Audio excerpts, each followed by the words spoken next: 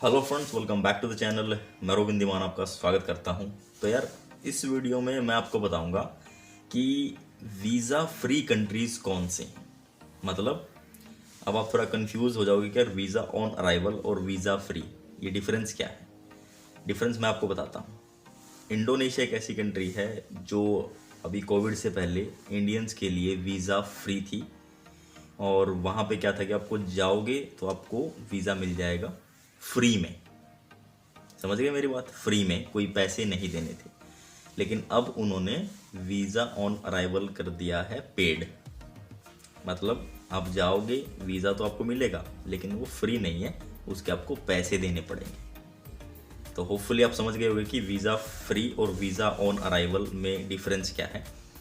Visa free country on arrival तो आप लेते ही हो, बट वहाँ पे आपको पे करना पड़ता है। जो वीज़ा ऑन अराइवल होती है ना, वहाँ पे आपको पे करना पड़ता है। कुछ कंट्री ऐसी हैं जहाँ पे फ्री होता है। तो फ्री वाली कंट्री कौन सी है? जहाँ पे आपको वीज़ा के पैसे भी नहीं देने पड़ते। ऑन अराइवल तो है ही, जाओगे तो मिलेगा ही वीज़ा, बट आपको पैसे भी नहीं देने पड़ते।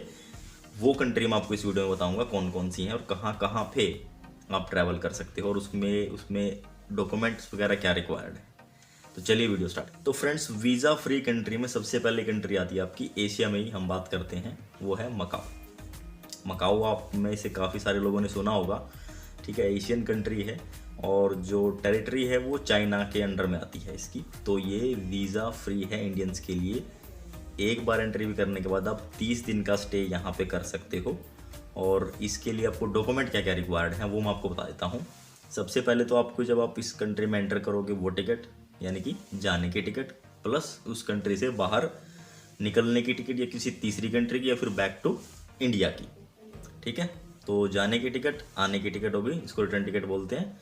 और round round round round fair round ticket बोलते हैं जिसको, वो। और आपकी होटल बुकिंग, पेड कोई ज़रूरी नहीं है, आप booking.com से कर सकते हो, कोई प्रॉब्लम नहीं है। और आपका एक ट्रैवल इंश्योरेंस होना चाहिए। ठीक है, तो ये तीनों डॉक्यूमेंट हैं भाई। और कैश आप कितना भी रखो, 200 300 400 $500, या फिर आपके पास एक कार्ड होना चाहिए इंटरनेशनली एक्टिव, ये जरूर होना चाहिए आपके पास।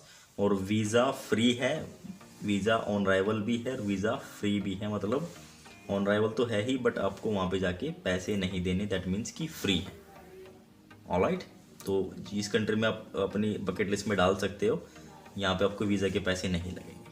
ऑलराइट, तो ये पहली कंट्री हो गई भाई। अब हम दूसरी कंट्री की बात करते हैं, जो कि अनदर एक साउथ पैसिफिक ओशन में कंट्री है, जिसका नाम है फिजी। फिजी भी मेरे हिसाब से काफ़ी बंदों ने सुना होगा कि हाँ यार, फिजी कंट्री जो है वो इंडियंस को अलाउ करती है। लेकिन वीज़ा ऑन अराइवल है या वीज़ा लेना पड़ता है, क्या है कि भाई वो भी वीज़ा फ्री कंट्री है। जैसे ही आप जाओगे तो आपको पैसे नहीं देने पड़ेंगे, आप फ्री में उस कंट्री में एंटर कर जाओगे। फ्री में आपके पासपोर्ट पे जो है स्टैंप लग जाएगी। तो उसके लिए भी क्या आपको रिक्वायर्ड है? उसके लिए भी आपको एक रिटर्न टिकट चाहिए। ठीक है, उस कंट्री से एग्जिट करने के लिए। और आपके पास एक होटल रिजर्वेशन होनी चाहिए, booking.com से कर सकते हो, पेड प्रॉपर्टी वाली। लेकिन अगर आपको रहना ही है तो फिर आप बुकिंग कंफर्म भी कर सकते हो, कोई प्रॉब्लम नहीं है। आपके पास एक ट्रैवल इंश्योरेंस भी होना चाहिए, वो आप पॉलिसी बाज़ार से कर सकते हो बिना किसी प्रॉब्लम के। 10 मिनट आपके लगेंगे और मेरे हिसाब से 700 से लेकर 1500 तक आप, INR इंडियन रुपीज़ की बात कर रहा हूँ, इतने में आप उसको बुक कर सकते हो और बड़े ईजीली आप वहाँ पे ट्रैवल कर सकते हो। इसके अलावा कोई हेल्थ डिक्लेरेशन फॉर्म या फिर कोई और पोर्टल जहाँ पे आपको इन्फॉर्मेशन डालनी होती है, ऐसा अभी के टाइम में ऐसा कुछ नहीं है। फ़्लाइट्स आपको मिल जाएंगी, सिंगापुर से आपको मिल जाएगी, वाया मलेशिया से भी आपको मिल जाती हैं। तो और वाया थाईलैंड से भी आपको फ़्लाइट्स मिल जाती हैं।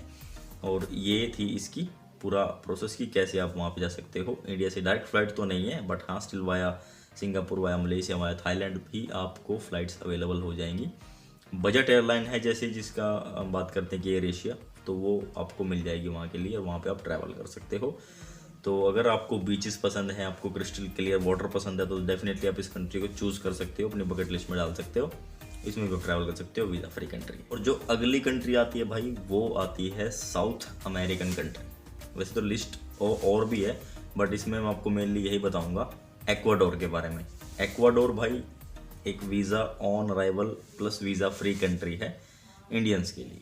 मतलब आप जा तो सकते हो इसमें एक्वाडोर में, बट वहाँ पे प्रॉब्लम क्या आती है मैं आपको बताता हूँ।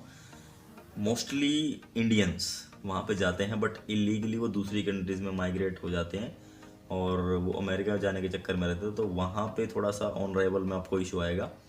वीज़ा फ्री है ये बिल्कुल। यहाँ पे भी आपको 30 नहीं बल्कि 60 नहीं 90 डेज़ की एंट्री मिलती है। 3 महीने की एंट्री आपको यहाँ पे मिलेगी। अगर एक बार आप एंटर करते हो 3 महीने आप इस कंट्री में रुक सकते हो, ठीक है।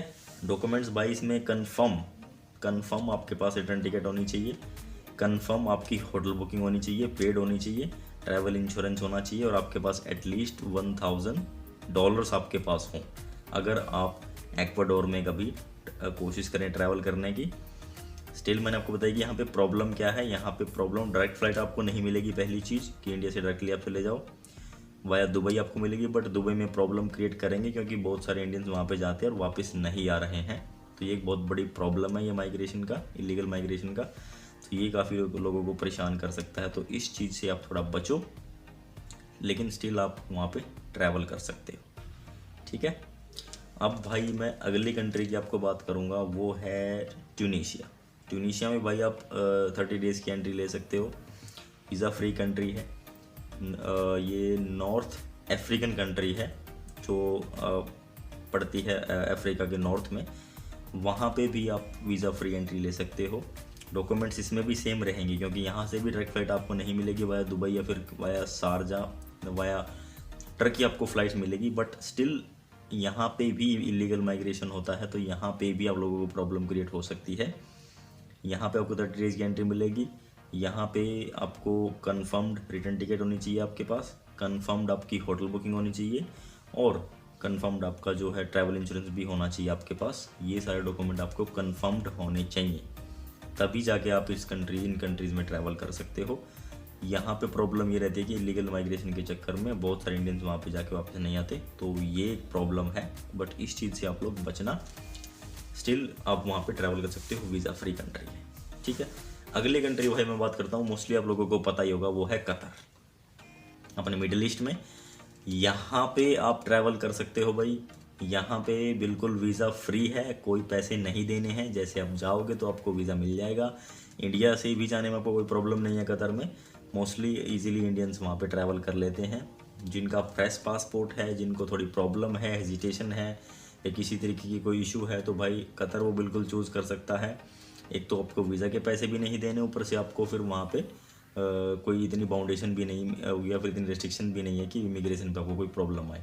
अगर आपको एक्सपीरियंस गेन करना है, ट्रैवल हिस्ट्री भी बनानी है, वीज़ा फ्री कंट्री भी घूमनी है, तो इन कंट्रीज़ को आप चूज़ कर सकते हो, अपनी लिस्ट में डाल सकते हो।